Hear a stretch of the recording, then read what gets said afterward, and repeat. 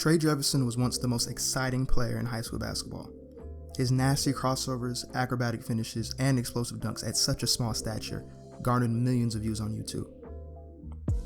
But since committing to a low major school in 2015, Texas Southern, and being ineligible to play for the 2015-2016 season, people really stopped paying attention to Trae. But his comeback last season proved Trae is still an exciting player and can hold his own at the Division I level. Let's take a look at his game and his breakdown. Trae is still electrifying and fearless on the fast break and attacking the hoop.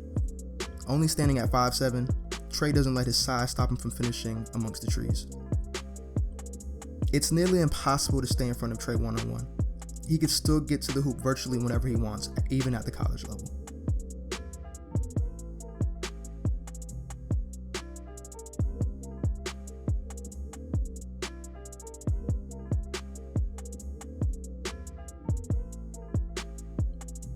Now, Trae's jump shot is still a work in progress, but he made some pretty big shots for Texas Southern last year. And he had moments where he made multiple threes in a row. Trae has shown that he's capable of making jumpers off the dribble and in catch and shoot situations. Consistency is the most important thing right now, though.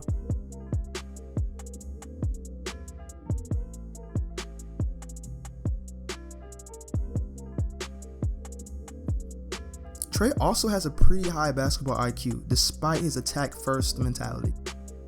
He set up teammates pretty well this past season, and he has shown he can be a real floor general when he wants to be.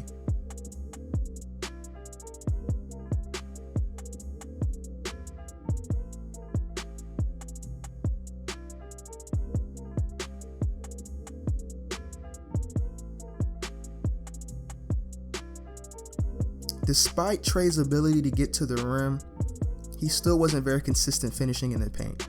He forced a lot of wild layups when trying to finish against bigger defenders, and at times he missed some pretty easy layups. Does his size play a factor in all this? Possibly. Maybe it does, but I believe Trae will improve in this area significantly over time.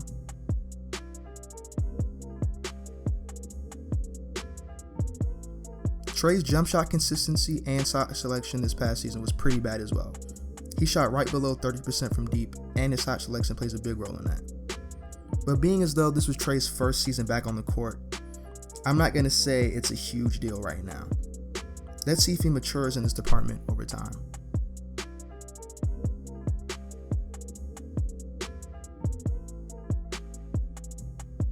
Lastly, Trae averaged 3.4 assists to go along with 3.2 turnovers this past season. As a starting point guard, that assist to turnover ratio is not acceptable.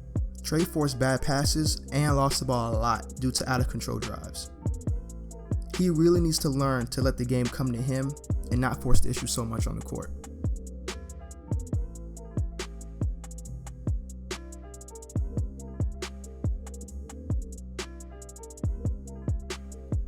Well, here's my final verdict. The former high school sensation is still an exciting player on the court, and he has proven he can make an impact at the Division I level. Based on where he plays now and where he needs to improve as a player, the NBA is still a long shot, but overseas ball is definitely more attainable. Trae has a toughness about him that makes him such a special player. He plays every game like he's trying to prove something to the world, and hopefully this chip on his shoulder will make him a pro in a few years. But only time will tell.